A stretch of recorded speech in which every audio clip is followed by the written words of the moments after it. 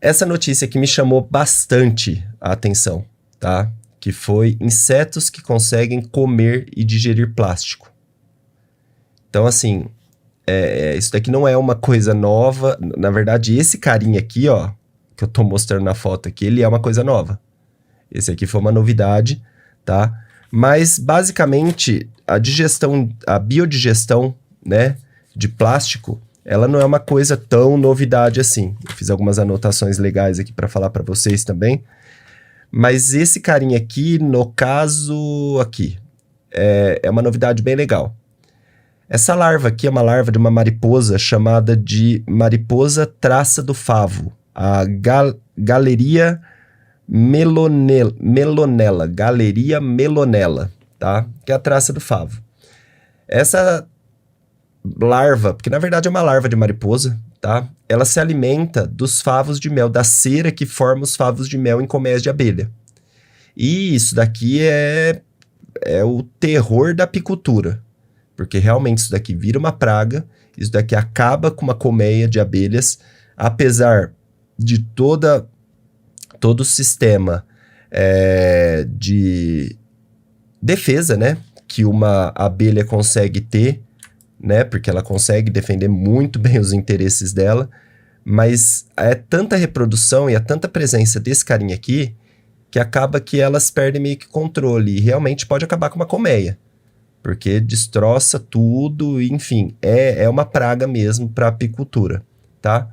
E aí, o que me chamou a atenção foi uma coisa que aconteceu muito na ciência ao longo dos anos. E é o que faz, o que muitas vezes acaba fazendo gerar descobertas incríveis dentro da ciência e principalmente dentro da biologia.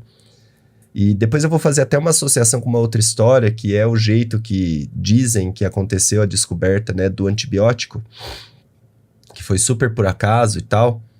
E essa aqui foi uma descoberta por acaso. A gente está falando de uma pesquisadora chamada Frederica Bertocchini, tá? Que fez essa descoberta por acaso em 2017. Ela é uma apicultora, ela é uma pesquisadora e apicultora, e ela estava recolhendo essas larvas, porque ela teve um problema nas colmeias dela, e ela estava recolhendo essas larvas aqui das colmeias dela. E aí ela estava juntando tudo para jogar fora, colocando tudo dentro de saco de lixo, saco de plástico e tal.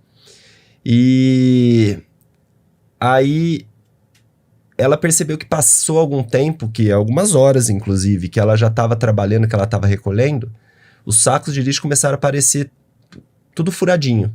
E essas larvas começaram a dar no pé. E aí na hora ela já teve um insight, peraí, como é que essas larvas estão fazendo para furar esse saco de lixo? Porque tecnicamente uma larva, todo mundo já viu larva crescendo em lixo dentro de casa, né? Larva de varejeira, larva de mosca e tudo mais. Então todo mundo já viu isso. Só que ninguém viu essa larva furando o saco de lixo, né? E aí essas daqui começaram a perfurar o saco de lixo para vazar e ela teve já o insight na hora. Para elas estarem conseguindo furar esse saco de lixo, é sinal que alguma coisa, elas têm algum processo, ou aparelho bucal, ou alguma substância que consegue realmente destruir esse plástico que forma o saco. E aí ela foi investigar mais a fundo, ela até passou a notícia para um outro pesquisador amigo dela, que trabalhava com essa parte de enzimas e tal, e eles descobriram a presença de 2 enzimas importantíssimas que estavam fazendo a digestão desse plástico. E eles deram o nome dessas enzimas de Ceres e Demeter, que, segundo eles, fazem referência a nome de 2 mulheres, tá? Da antiguidade e tal. E essas 2 enzimas presentes na saliva dessa larva conseguem fazer a digestão de plástico em horas, o que a natureza leva centenas de anos para conseguir fazer. Então, foi uma nova descoberta, tá? E eu achei super legal, porque o que agora, qual a possibilidade que isso abre? A gente tem um super problema de plástico no mundo. Plástico, microplástico, hoje o principal lixo, o principal tipo de lixo, de poluente, que afeta o planeta, pensando em tudo, água, terra, é o plástico. De todos os tipos. PET, qualquer tipo de plástico, tá? Sacola plástica, que o mundo usa sacola plástica em quantidades excessivas, né? E essas enzimas, elas são uma alternativa, se conseguirem ser sintetizadas, de destruir esses plásticos.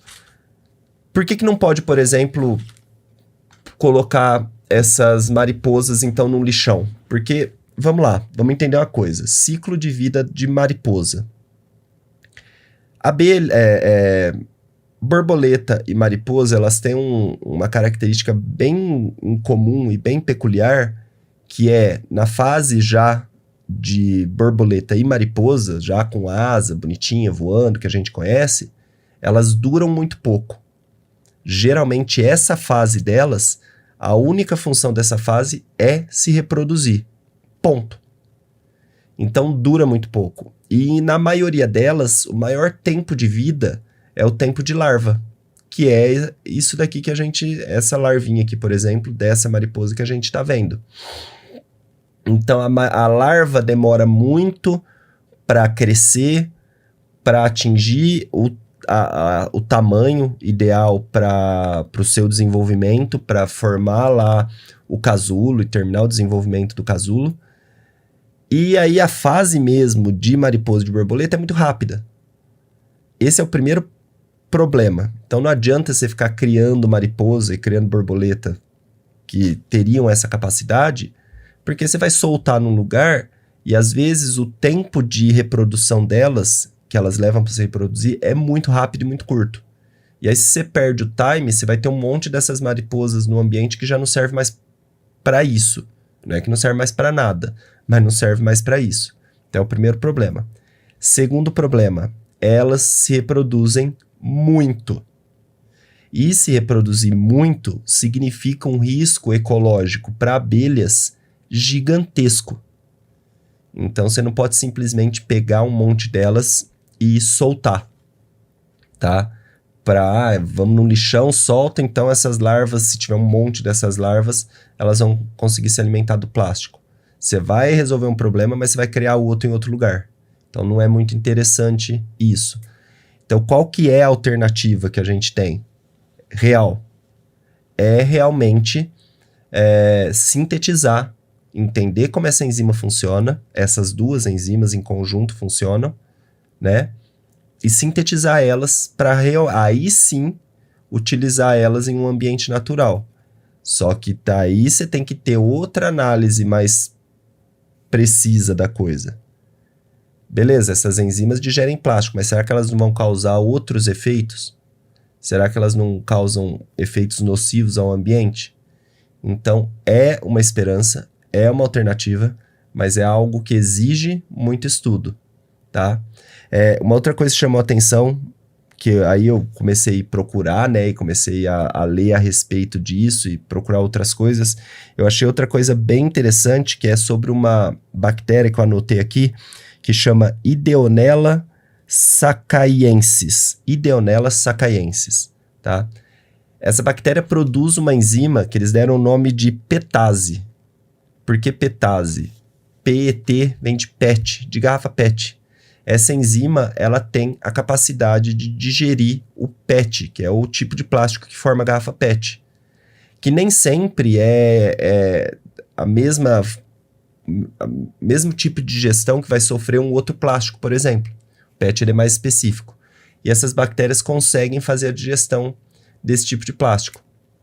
Então, são bactérias que também estão em processo de estudo para entender, né, se elas podem dar uma contribuição no caso dessa digestão do excesso de garrafas PET, de PET de maneira geral, que a gente tem no planeta hoje, que é um dos principais causadores da geração dos microplásticos nos oceanos. Microplásticos esses que já começaram a ser identificados no nosso organismo. tá? A própria USP de São Paulo já fez uma pesquisa, já tem estudos publicados mostrando a presença de microplásticos no tecido pulmonar de seres humanos. Mas peraí, eu respiro microplástico? Não, aí que tá. Você ingere microplástico.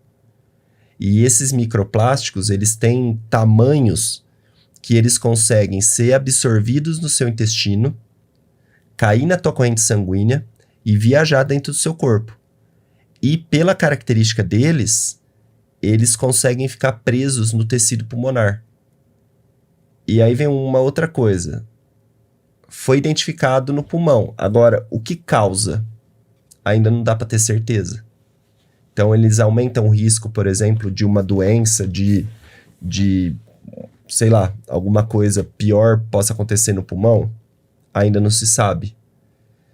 O que a gente pode fazer para evitar?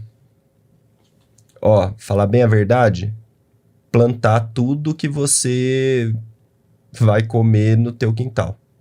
E criar tudo que você vai comer no teu quintal. Porque a gente não tem como a gente estar livre disso hoje. São toneladas e toneladas de plástico despejados na natureza todos os dias. E toneladas chegando nos oceanos na forma de microplástico. Então, realmente, é uma situação que eu, como biólogo, nem sei o que aconselhar. Eu acho que seria cada um fazer um pouquinho da tua parte e tentar recusar o máximo possível de plástico. Eu, hoje, por exemplo, eu tento o máximo possível, quando eu vou no mercado, evitar o uso de sacola. Então eu levo ecobags e eu faço todo o transporte das compras em ecobags. Então, são pequenas atitudes aí que talvez, se fossem mais coletivas, poderiam ajudar mais na redução dessa emissão desses plásticos.